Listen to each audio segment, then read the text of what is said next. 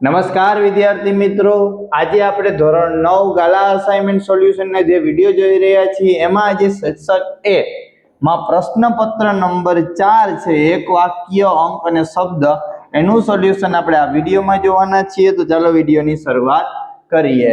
નીચે આપેલા પ્રશ્નમાંથી એક વાક્ય, શબ્દ કે અંકમાં જવાબ લખો।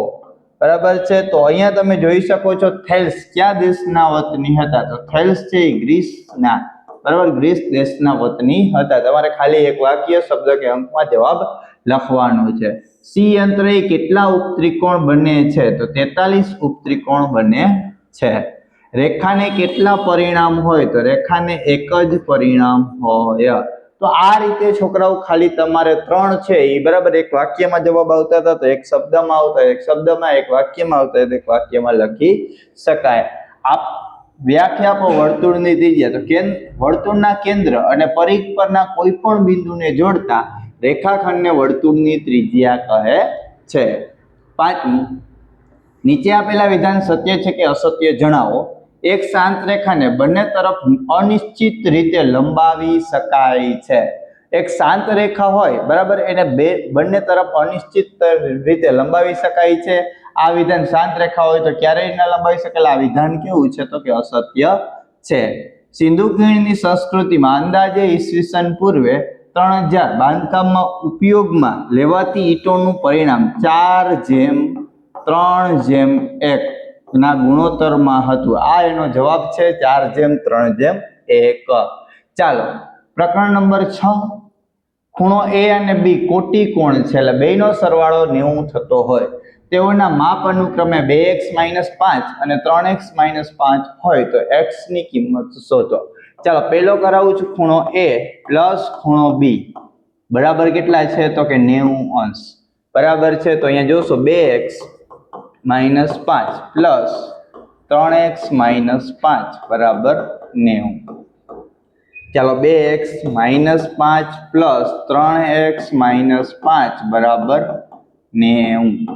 ચાલો અહીંયા જ્યારે 2 ને 3 5x માઇનસ માઇનસ પ્લસ 5 ને 5 10x બરાબર 90। 10 માઇનસ સામે જાય તો છોકરાઓ પ્લસ, એટલે 90 પ્લસ 10, 5x બરાબર 100। x બરાબર 100 ભાગ્યા 5 તો કેટલા આવશે? 20 જવાબ આવશે। x બરાબર 20 જવાબ આવશે। કેટલા આવશે? તો કે x બરાબર 20। આપણે x ની કિંમત જોતી હતી 20, તો આનો જવાબ આવશે 20। આપણે સરળતાથી આ ગણતરી બતાવવી પડે છોકરાઓ, એટલે મેં અહીંયા લખી દીધું છે, તમારે પહેલામાં આ ગણતરી કરવાની રહેશે। ચાલો બીજો દાખલો જો, 38 ના ખૂણાનું કોટિકોણ। હવે જો 38 ના ખૂણાનું કોટિકોણ એટલે 90 માંથી 38 બાદ કરો, બરાબર છે, એટલે જવાબ આવે 10, અહીંયા આવશે 8 બરાબર 2, અહીંયા આવશે 5, 52। એનું પૂરક કોણ એટલે 180 માંથી 52 બાદ કરો, 10, અહીંયા 7 બરાબર 8, અહીંયા આવશે 2, અહીંયા 128, તો અહીંયા જવાબ આવશે 128 બરાબર છે। કેટલો આવશે? 128। તો ડાયરેક્ટ લખી શકાય। જો રેખિક જોડના બે ખૂણાના માપ બરાબર 7:8 ના પ્રમાણમાં હોય તો તે પૈકી મોટા ખૂણાનું માપ શોધો। તો અહીંયા ધારો કે બરાબર a બરાબર 7x અને b બરાબર કેટલા છે? તો કે 8x। રેખિક જોડ છે એટલે બેયનો સરવાળો કેટલો થતો હોય? તો કે 180। a પ્લસ b બરાબર કેટલા આવશે? 180। 7x પ્લસ 8x બરાબર કેટલા થાય છોકરાઓ? 180 બરાબર 15x બરાબર 180। તો x બરાબર 180 ભાગ્યા 15, 15 એકુ 15 બરાબર છે 3 વધ્યા 15 દુ 30, x બરાબર કેટલા આવશે? 12। તમારે છોકરાઓ મોટો ખૂણો જોઈએ છે, મોટો એટલે 8x થાય ખૂણો b બરાબર 8x, તો 8 ગુણ્યા 12, તો 12 અઠ્ઠા કેટલા થાય? તો કે 96।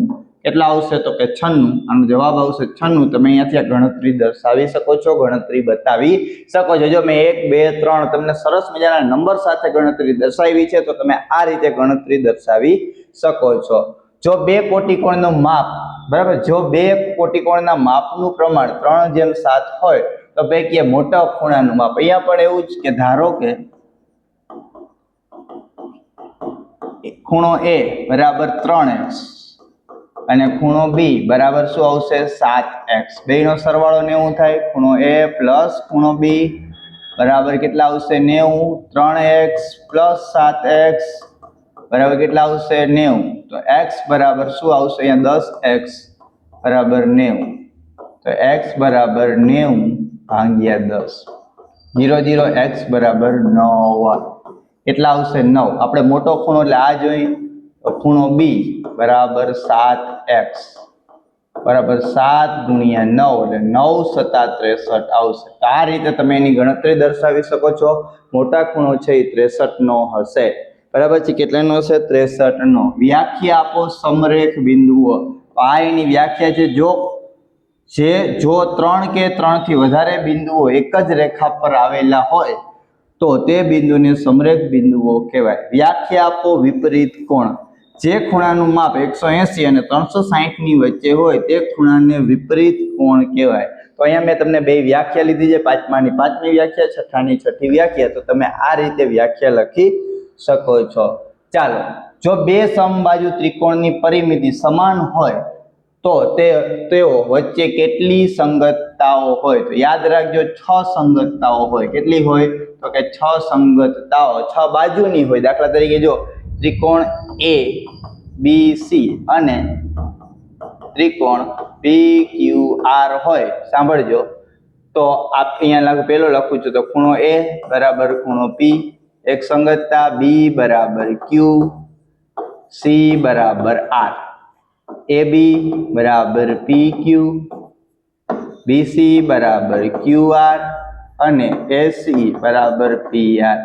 આ એની 6 સંગતતાઓ થાય છે.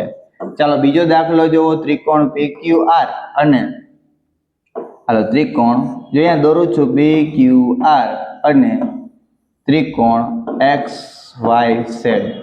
હવે એકરૂપ છે. પી બરાબર 80, ક્યુ બરાબર 70 હોય તો ઝેડ. હવે ઝેડ મળી ગયો. કેટલો મળે? 70 મળે. બરાબર છે.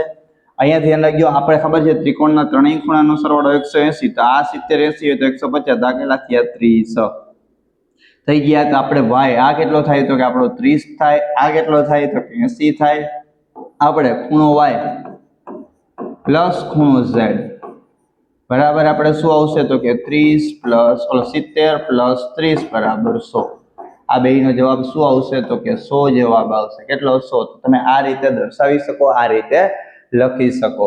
ચાલો એના પછી આપણે ત્રીજો જેમાં છે એ ત્રિકોણ એબીસી બરાબર છે અને ત્રિકોણ XYZ માં એબી. જો અહીંયા ધ્યાન રાખજો, સંકેતમાં લખવાનું છે. ત્રિકોણ એબીસી પેલા લખી નાખજો. ચાલો હવે જેમ નામ બતાવું એમ જ લખવાના છે.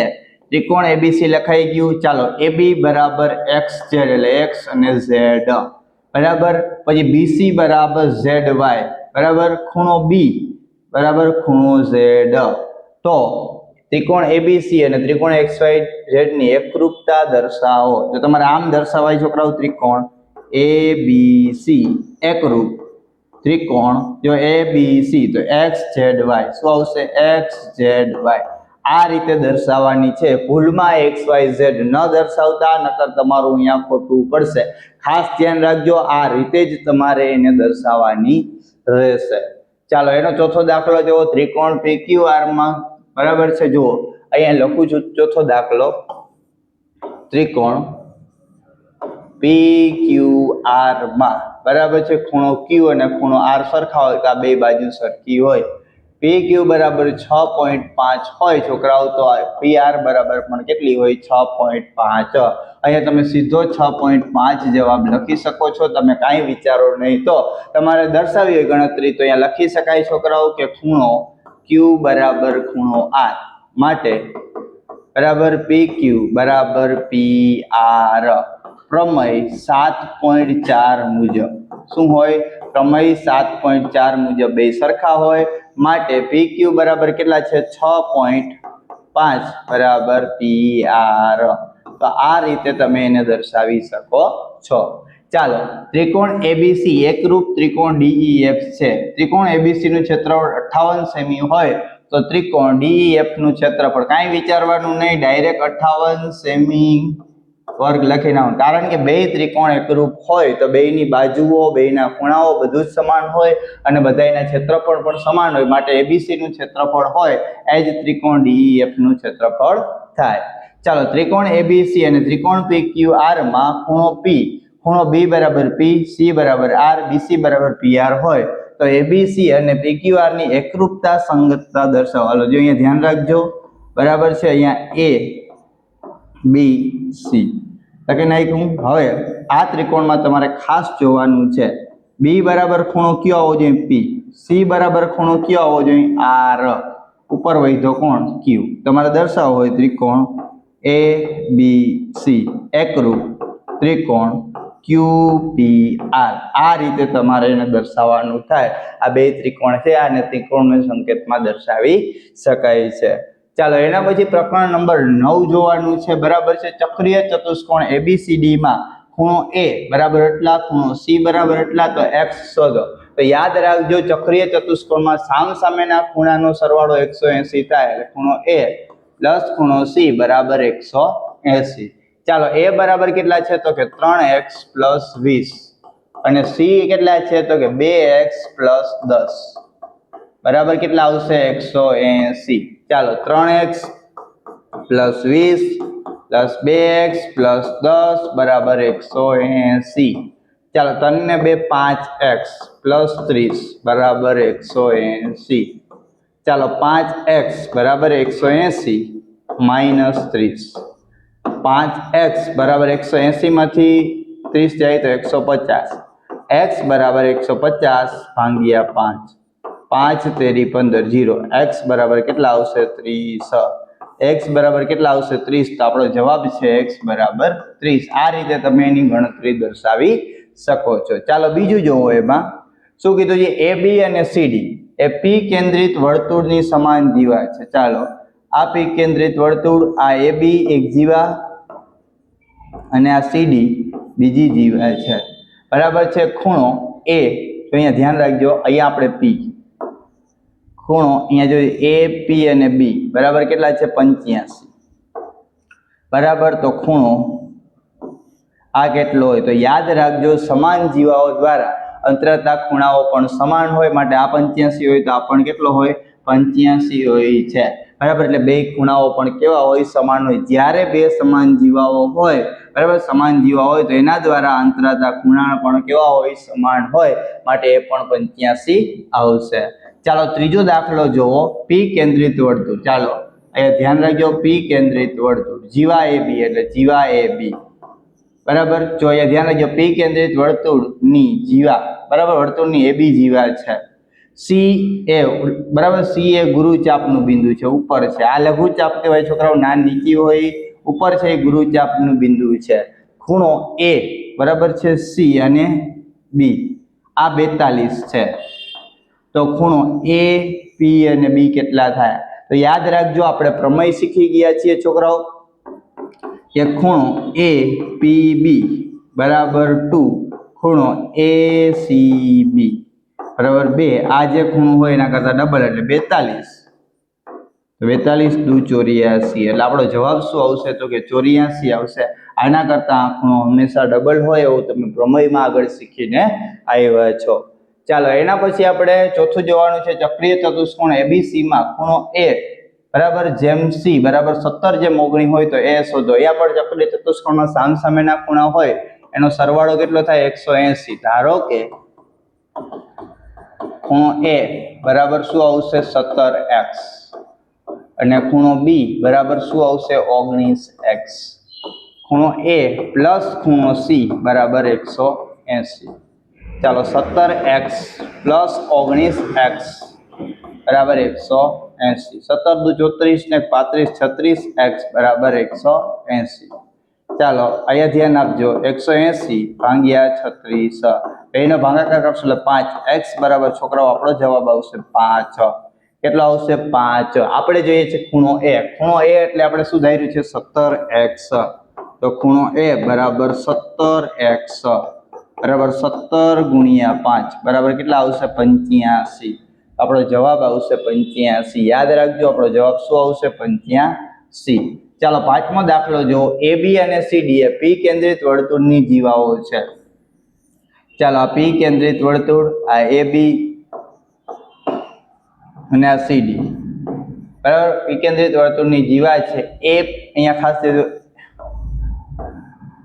બરાબર. અહીંયા જેને જો APB આ ખૂણો અને CPD આ ખૂણો હોય તો AB બરાબર 8.5, તો CD બરાબર પણ કેટલા થાય તો કે સોરી 8.2, તો CD બરાબર 8.2 થાય. કારણ યાદ રાખજો કેન્દ્ર આગળ આંતરેલા ખૂણા સમાન હોય છોકરાઓ, તો એની જીવાઓ પણ કેવી હોય, સમાન હોય. આ પણ ડાયરેક્ટ પ્રમેયમાંથી પૂછેલું છે, માટે આ જીવાઓ છે એ સમાન આવેલા. આ પણ 8.2 હોય તો આ પણ 8.2 જ હોય. ચાલો એના પછી છઠ્ઠો દાખલો PQ અને XY એ O કેન્દ્રિત વર્તુળની સમાન જીવાઓ છે. ચાલો O કેન્દ્રિત વર્તુળની સમાન જીવાઓ આપણે દરવાડી છે, પેલા PQ અને પછી XY, P અને Q, X અને Y, O કેન્દ્રિત વર્તુળ ની સમાન જીવાઓ છે. PQ નું અંતર બરાબર છે, અહીંયા ધ્યાન રાખજો, PQ નું અંતર બરાબર, PQ નું અંતર કેન્દ્ર O થી 8 સેમી છે. P અને Q નું અંતર કેન્દ્ર O થી, એટલે આ જુઓ અહીંયાથી આ ભૂસી નાખજો બરાબર, આ અંતર છે એ 8 સેમી છે હોય. તો XY નું અંતર આ પણ કેટલું હોય, 8 જ સેમી હોય. કારણ યાદ રાખજો કે કેન્દ્રથી સમાન જીવાઓ હોય તો એના બે વચ્ચેનું અંતર પણ સમાન જ છોકરા હોય હંમેશા માટે. એટલે આ 8 સેમી હશે તો આ પણ 8 સેમી જ હશે, એટલે આનો જવાબ પણ આપણો શું આવશે, 8. તો આ પણ તમે પ્રમેયના મારફતે કહી શકો છો. અહીંયા છોકરાઓ આપણો છે જે તમારો એક વાક્ય, અંક અને શબ્દ હતા એ સંપૂર્ણ પૂર્ણ થાય છે. નેક્સ્ટ વિડીયોમાં આપણે બરાબર નવા વિડીયો સાથે મળીશું. પણ એની પહેલા જો તમે અમારી સાથે વોટ્સઅપ ગ્રુપમાં જોડાવા માંગતા હો તો આપણા નંબર ખાસ નોંધી લેજો, 7862684436. આના ઉપર હાઈનો મેસેજ કરજો એટલે અમે તમે ધોરણ 9 ના ગ્રુપમાં જોડી દઈશું. Thank you.